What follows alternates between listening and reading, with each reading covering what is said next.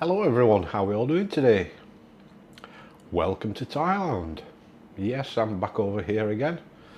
I tend to come out here every year for a holiday because I absolutely love this country. It's fantastic. At the moment I'm in a place called Pattaya. It's very sunny and very hot. Hence I'm doing this video indoors and I've got the air conditioning on. Keeping nice and cool at the moment. I haven't done any real hiking while I've been out here on this holiday, which I apologise for, but I've been playing quite a lot of golf, which is my other passion.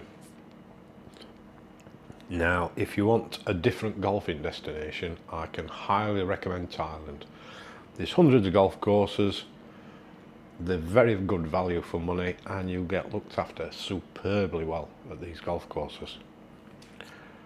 I haven't played a bad golf course in Thailand at all, and I've played many of the golf courses. I can highly recommend it if you want, or if you like golf. But anyway, sorry, I'm digressing there. The reason I'm making this video is over the next 3 days, 2 nights, I'm going on an organised trip to an area called Kanchanaburi. Now it's organised by a bar in Pattaya called the Buzzing Lounge. This trip in total costs about £180. For that you get all your transport, your hotel for 2 nights, all your breakfasts, all your lunches, and if there's any fees for any of the attractions that we're going to be visiting, they're all included in the price. The only thing you've got to pay for is your evening meals and any drinks that you have during the day and night time. I've been told it's an absolutely fantastic or fantastically well organised tour, so really looking forward to it. Now, why Kanchanaburi, you ask? Now, the main thing that it's famous for is the bridge over the River Kwai, which I'm sure quite a lot of you are familiar with. There was a feature film made about it quite a few years ago now, but it's a very good film. And a brief history lesson is that during World War II, Thailand was invaded by the Japanese. The Japanese decided that they needed to build a railway from Thailand to Burma as a supply route. One of the main obstacles was getting across this River Kwai, and they employed literally thousands of prisoners of war and locals to build this railway. It's several hundred miles long, I believe, and they say that for every 3 sleepers, which is roughly about that distance, one of the prisoners of war or locals died. I have actually visited this area before, but it was only on for a short visit for about 3 or 4 hours. I visited one of the war cemeteries there, and I also visited one of the war museums,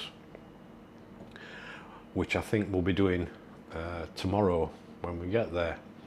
Now, I will forewarn people that I will be showing the photos they've got displayed in the museum, if it is the one I'm thinking about, and some of the photos of the prisoners of war are quite harrowing, and they were kept in absolutely horrific conditions, and as I say, many of them actually died during the building of this railway. There are also quite a few other attractions that we're going to be visiting over the next 3 days. There's quite a few temples, there's waterfalls, going on a bit of a train ride on part of the railway, all sorts of stuff that we'll be doing over the next 2 or 3 days, and so I'm really looking forward to it. Now, one of the main reasons is, if you ever come to Thailand, just don't stay in the big cities. Get out into the countryside. There's so much to see and do. It's absolutely unbelievable.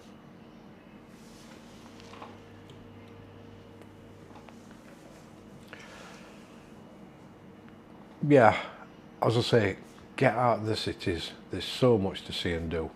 It's a stunningly beautiful country, and anybody that comes out here that doesn't like it, well, sorry, but I don't know what to say. The reason I'm making this video now is that we're setting off at 4 AM in the morning. Yes, I know, that is going to be a bit of a struggle, I think. But anyway, the reason we're setting off at that time is there's about 10 of us on the trip, I think, and we're going up in a minibus. And it's mainly to miss the traffic in Bangkok. It's about 2 hours to get to Bangkok. The journey time, I think, in total is about 45 hours. The trouble is, if you hit Bangkok at the wrong time, you're going to hit the traffic. We don't have to go through the centre of Bangkok, but we have to go past it. And if you hit the traffic at the wrong time, it's just going to add an extra hour and a half onto your journey, which then means that we can visit less attractions while we're up there. So that's the reason they set off at that time in the morning. As I say, I'm really looking forward to the trip. I'll hopefully show you everything that we visit. Some of it won't be very pleasant, as I say, especially these photographs in the museum. But I think people need to actually remember what these people went through during World War II, and hopefully it might give people a bit of food for thought, shall we say. Right, so hopefully the next time you see me, I'm going to be on my way up to Kanchanaburi. So I shall catch you in the morning. Good morning, everyone. Yes, it is morning. It's just before 3:30 AM in the morning. I'm just heading around to the buzzing lounge to catch a minibus. And I'm just walking onto a street called Soi Chaya Pool. Hope you can hear me okay. Just have a look round.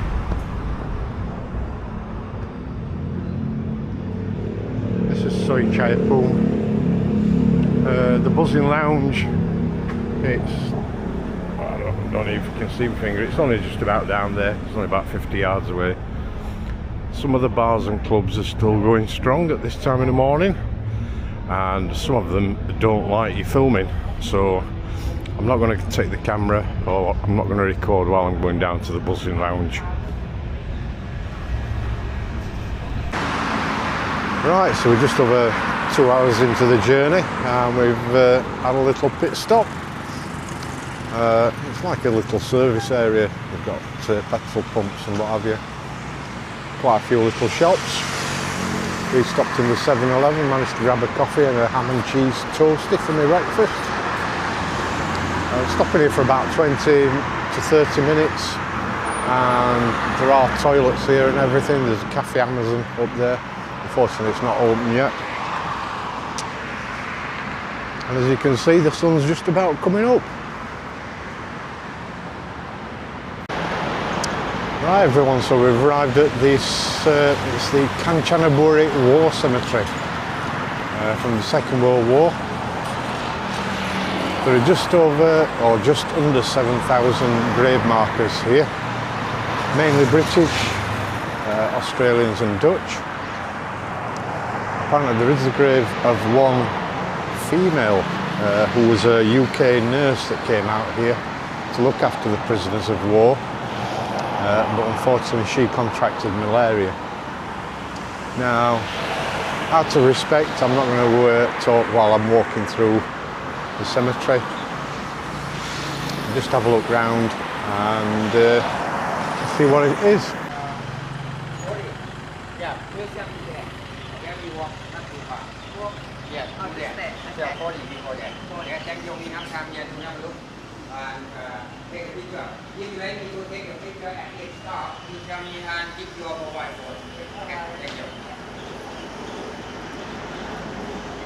So on the right hand side here, the English version.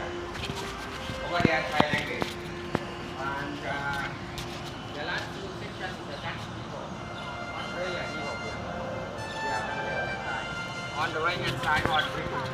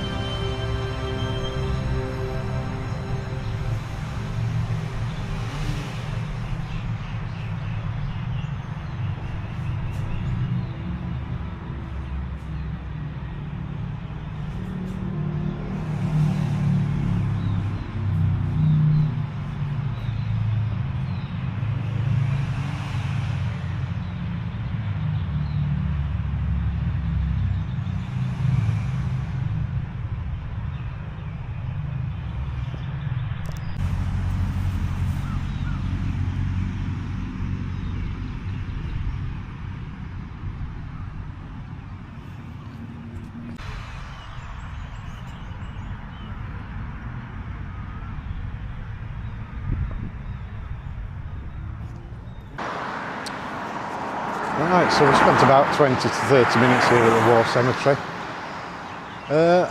It is quite moving actually. You look at all these grave markers and the amount of people in there that were killed in the early 20s. It's absolutely amazing. Apparently there aren't any actual bodies in this cemetery. What used to happen was that the local Thai people used to take the bodies to their temples and cremate them there, and then bring the ashes back to the cemetery. The actual grave markers, there's nothing underneath those. The ashes are actually left under those little plants at the side of the grave markers. There are no Americans here. Apparently after the Second World War, all the prisoners of war, all the bodies of the Americans were taken back to the United States, and they were all buried there. Now if you are looking for a particular person, there is a QR code you can scan which takes you to a website, and it will allow you to search for a particular person's name. The youngest person in the cemetery was only 18 years old when they got killed, and I think the age range is from 18 to 45 years old. But yeah, just a bit of a stark reminder of what's gone off in the past. And yeah, we're off to the museum now, which is only just round the short walk, just round the corner.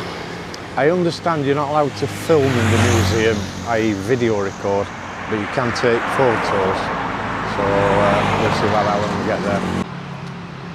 Well, I'm making this video before I show you the photos of what's inside. As I suspected, there's no video recording. You can only take photographs inside the museum. It is quite fascinating. There is a short 15-minute film that you can watch, which tells you quite a lot more about the building of the Thai-Burma Railway. And as I say, I'll show you some of the photos now. Feel free to pause the video anytime if you want to read through what's on the photos. And as I've said before, there are one or two quite harrowing photos, so just be aware of that before you have a look at them.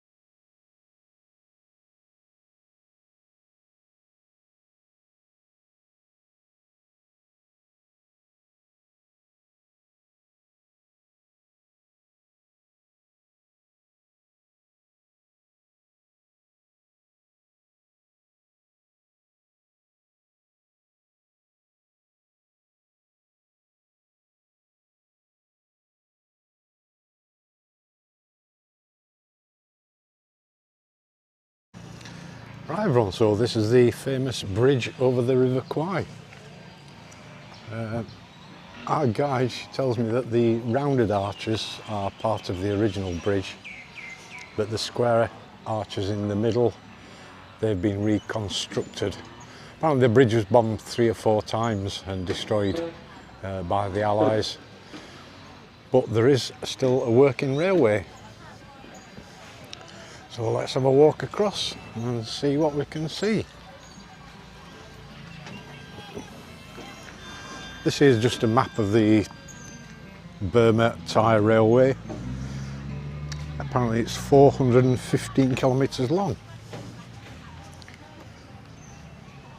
Morning. Morning.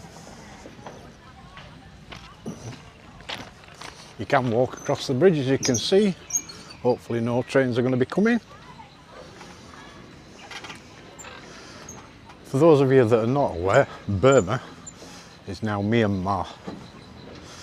Just to make you aware in case you didn't know that.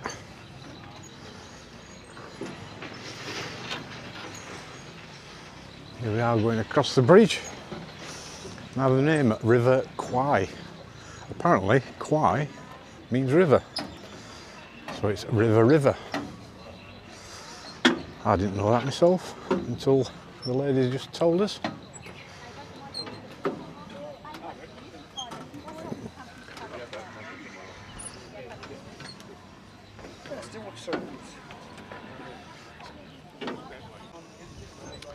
As you can see, there are 2 gauges of railway that come across here, meaning the width from side to side.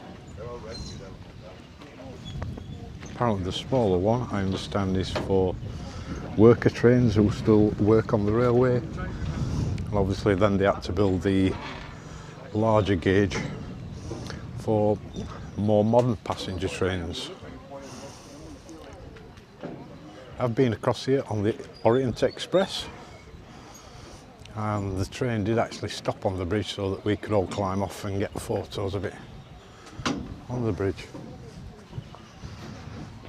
Let's look downstream, or up, no, that's downstream. Beautiful mountains in the background.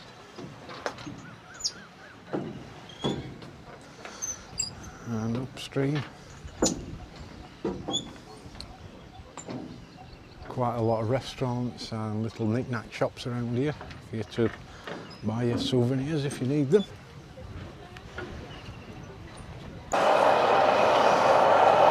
Yeah, this is one of the little worker trains that I told you about for people that still work on the railway. Got to keep your eye out for them. Don't want to get run over. And I don't know if you can make out, these wires are in the way a bit, but just over there there's like a guard tower. That's where the original prisoner of war camp was. They said they had to build the bridge within 6 months, and so that's where they housed all the prisoners over there. There's nothing left there, apparently they've taken everything out, so can't look at that. Oh, there's nothing to look at, should I say. We are coming across to the other side.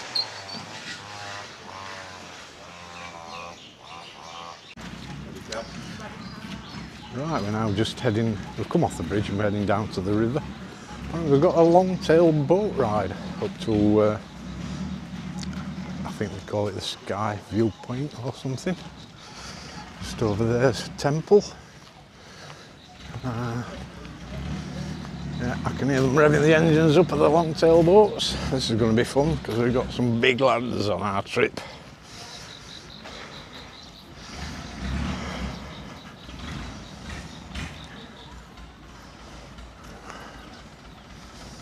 Here's one of the boats. Sounds a bit of a throaty engine on it.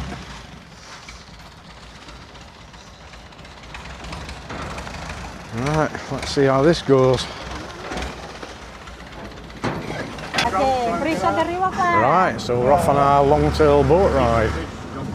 Hopefully it won't hit that stanchion of the bridge. And we're heading downstream. I must say they've got some really powerful motors in these long boats. Where else would you want to be? And off we go. Oh my god. Ramped it up a bit. Ramped it up a lot now.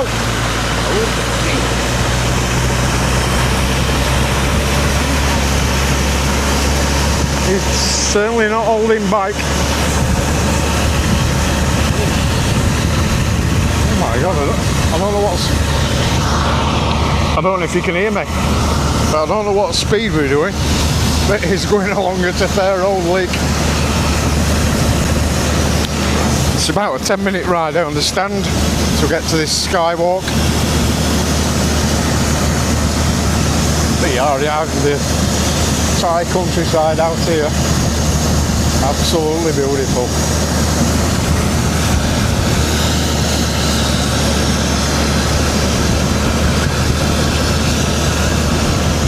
Oh, what's this? Oh.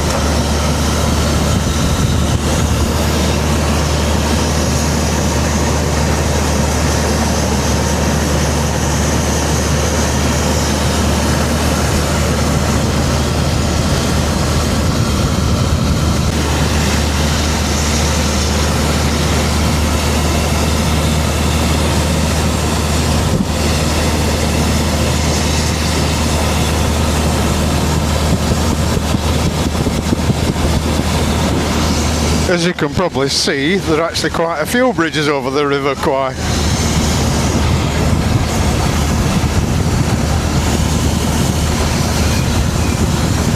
That up there, that's the skywalk that we're going to up and have a walk along.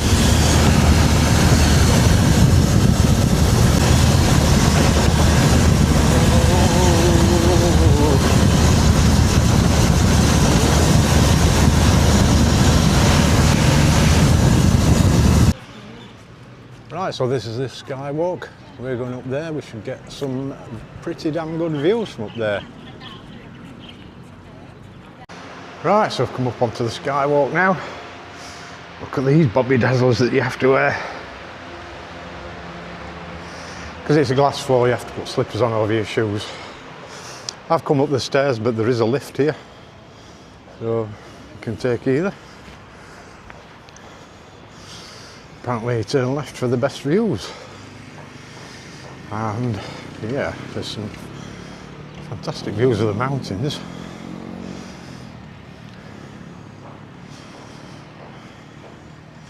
All local Thai life along the banks of the river, while people live in these houses on the river.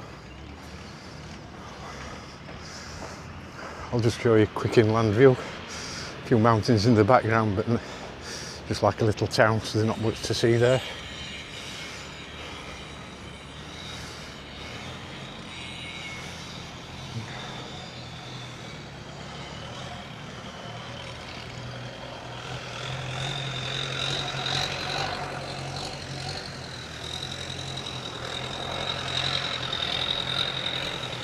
Yeah, some beautiful views. Look at all those mountains in the background. I wonder if you can make them out on the camera.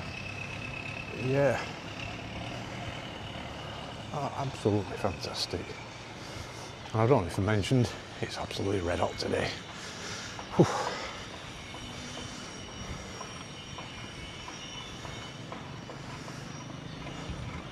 I'll get to the end of Skywalk and then I'll pop the video back on again. Right, remember I said earlier, Kwai means river. And so River Kwai means river. It's because two rivers meet here. And you can tell the difference in the watercolour.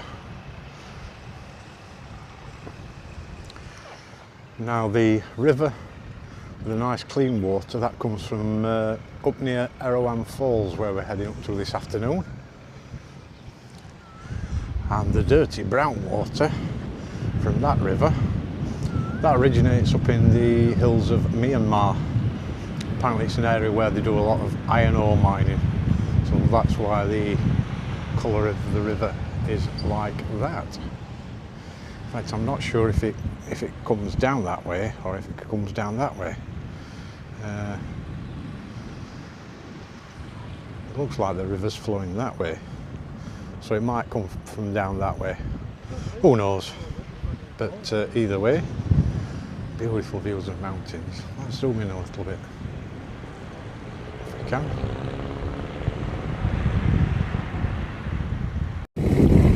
Right, I hope you can hear me okay.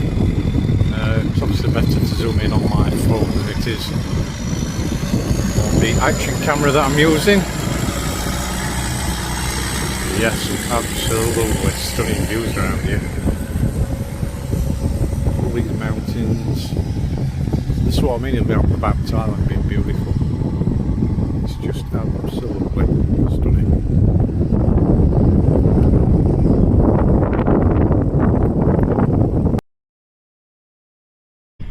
Yeah, as I say, it is a glass floor. Me and my Bobby Dazzlers. I'd say we're about 30 metres up, something like that, so not that high really.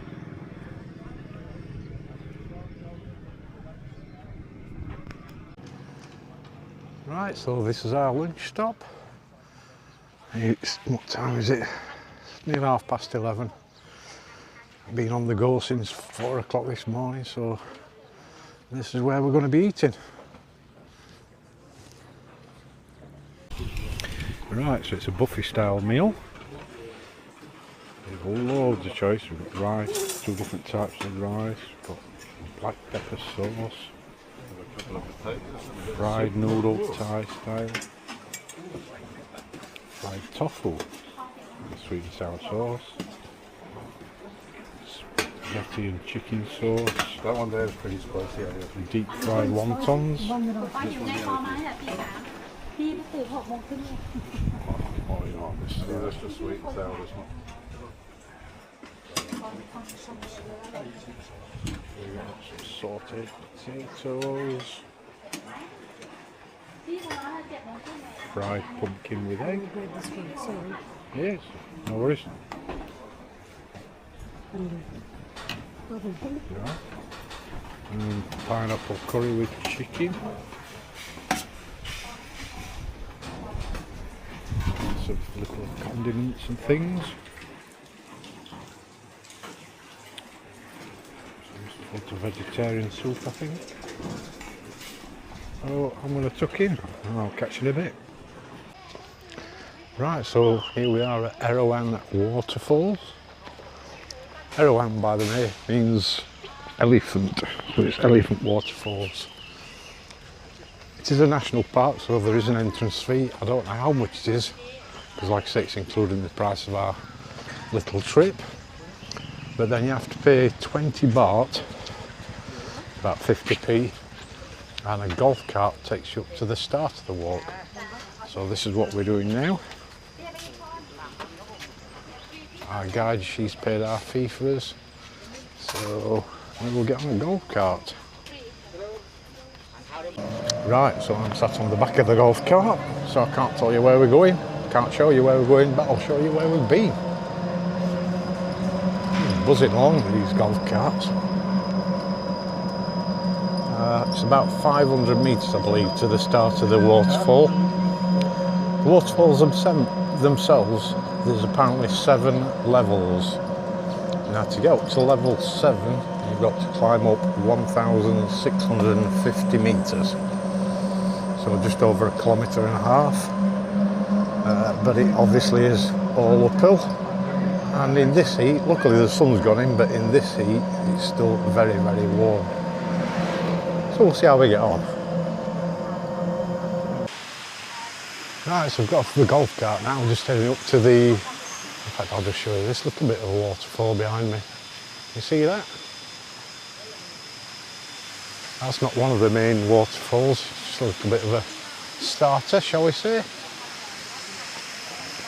I'm just heading up to the start of it, and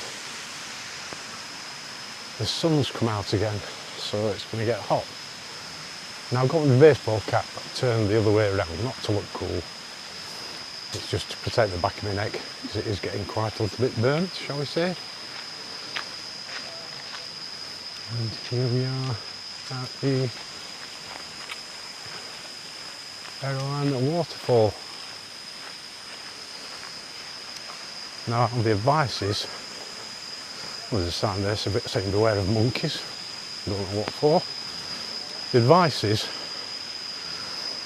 to actually go straight to the top if you can, and then on the way back down then take all your photos and videos. Apparently it's just one of those things, get into a rhythm, get up to the top and see how you get on from there. That's what I plan to do, so I won't be doing much filming on the way up, but bear with me. We're now at level 1, see if we can take some photos. Right, so this is level 1 for the waterfalls. Just got to mind your footing. Well, if you can see the fish in there, apparently these are those fish that nibble your feet, so if you dangle your feet into the water, you get your feet nibbled. Yeah, how beautiful is that? It's not bad for a start. Right, I'm just coming up to level number 2, Wang Matcha. Let's have a look, see what this looks like. You can see some very, very bluey green water through there.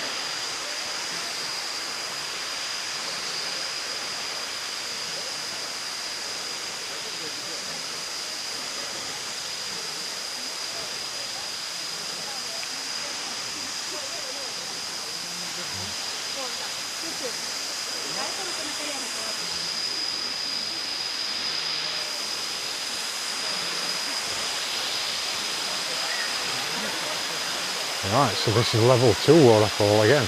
Absolutely beautiful. That Erawan name sounds like it could come out of Lord of the Rings. And these waterfalls certainly look as though it could be in the Elvish kingdom, shall we say.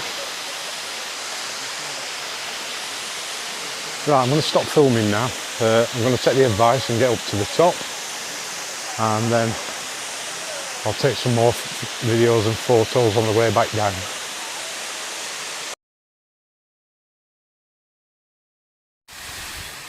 Right, so we're at level 7, this is the top. Apparently you can go further on, but there is a security guard up there stopping you going further. I think it's by appointment only. Anyway, level 7, full far Erawan Mountain. The highest level features a spectacular limestone formation shaped by cascading waters from the Monglai and Omtala streams.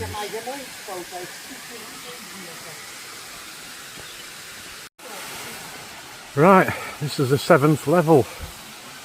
I'm taking these on my phone. I don't think it'll do it justice if I take them on my action camera.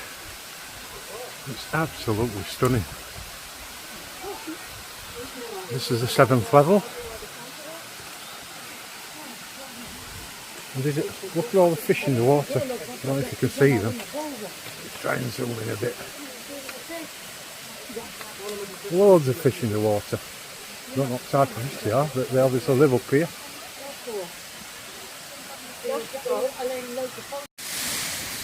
Right, I've just come down from level 7 and it says waterfall 6. It's this way. 50 metres. Well, let's see what we can see. I just can't believe how beautiful this place is. And look at this.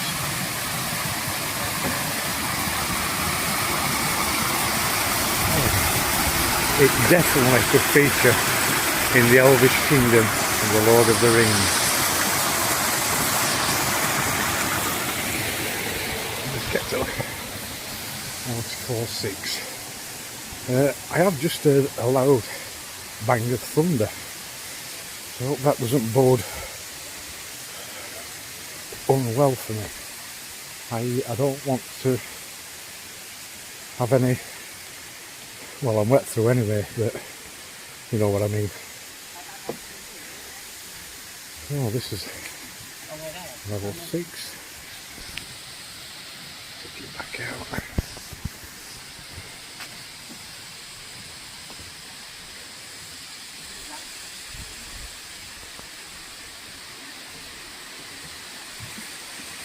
This is level 6, Donkwexa Forest Grove.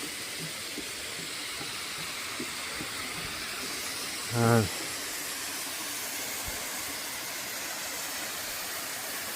there you go, up there, all the way up there. Beautiful. Yeah, in between the main levels, there are all these little, sorry, there's a bug on me, these little waterfalls as well that aren't sort of classified. But it's still as beautiful as the others. But in this, there are some big fish in there. I don't know about them taking a little nibble off your foot. I think they'll take a toe off the size of them. That biggest one's got to be certainly over 12 inches long. Yeah, see him.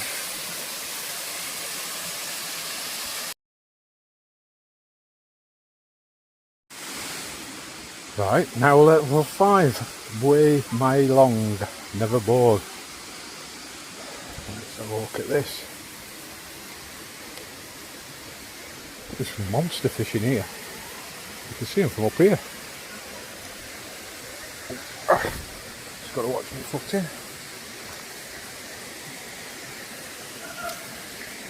Alright. Look at these fellas down here. Anybody know what type of fish they are? Let's try and zoom in.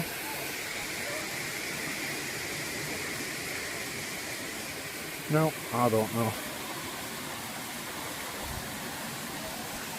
Look at that water. Another cascading waterfalls up there. There's always one who wants to get in the video.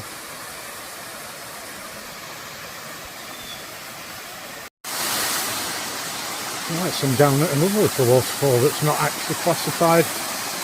Well, it may be, but there isn't. There is a sign up, but it's all in Thai, so I don't know what it means. You see down there are people in the water.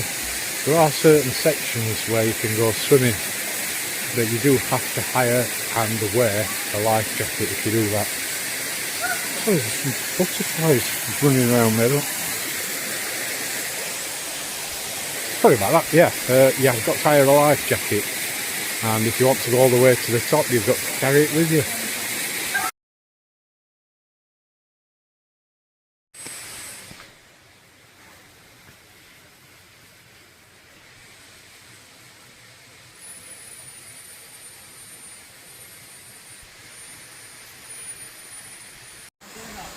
Right, we're now at level 4 waterfall, Hok Nang Phi Sui, a sea ogresser's breast. Oh, right, okay. Hope I don't get a strike off YouTube for saying things like that. That's basically the waterfall through there.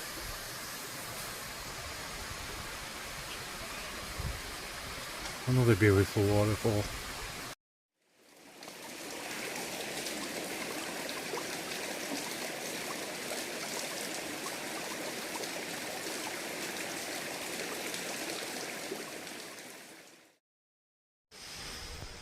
Right, I'm not sure what this area is. It's not one of the waterfalls.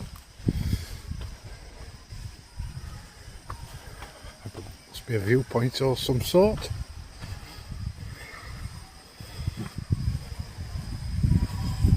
It's all in Thai. But yeah, that's the forest there.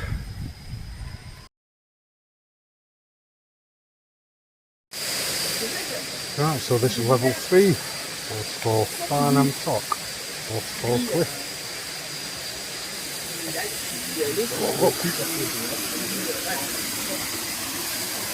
Wow. How beautiful is that?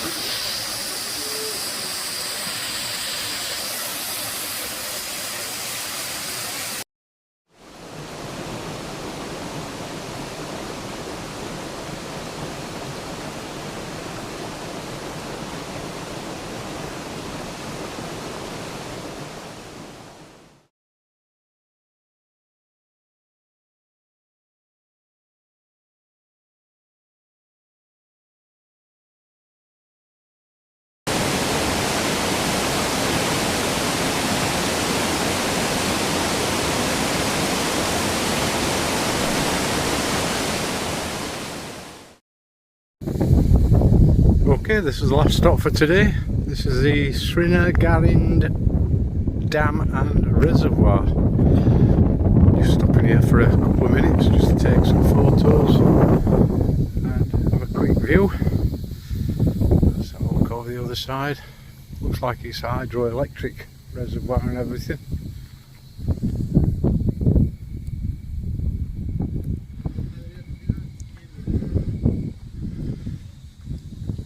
Just look at these mountains in the background, so absolutely beautiful. Right, it's off to the hotel now, which is about an hour's drive away.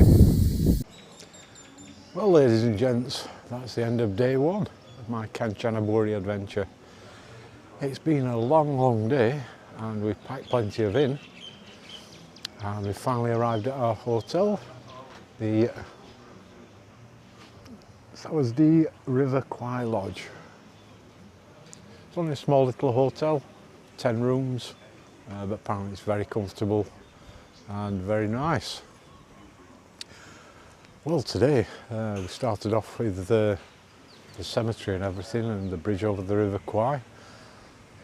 Very informative and very moving, shall we say. We've then done other little things and then went to Erawan waterfall.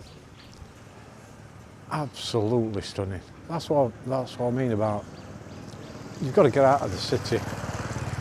Just go and explore, go on these excursions, just explore some more of Thailand and see what it's got to offer.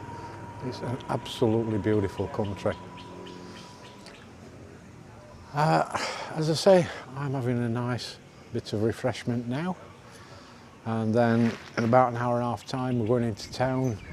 We've got a restaurant booked, and then we'll have one or two more beers, and I think it'll be to bed. It's been a long day. I'm quite tired. That climb up Erawan waterfall, if you've got any sort of any fitness level, I would say you can get to the top. Just take it nice and steady, and it'll take you about an hour to get to the top. It took me about an hour and a half to get back down because I did all the filming and what have you when I was coming down, or the vast majority of it. But like I say, it's absolutely stunning, beautiful. Right, I shall catch you all tomorrow. We're up bright and early. I think it's breakfast at 7:30, and I shall catch you all tomorrow and we'll see what adventures we've got coming up then. As always, if you've enjoyed the video, please give it a thumbs up. Cheers. And I'd like to say, if you want to see more of content of this nature, then subscribe to the channel. Unfortunately, it's mainly my channel doing hiking and camping in the UK. I have these little excursions now and again to faraway places. But feel free to subscribe, it is free, it doesn't cost you anything. And once again, everybody, thanks for watching the video. Cheers.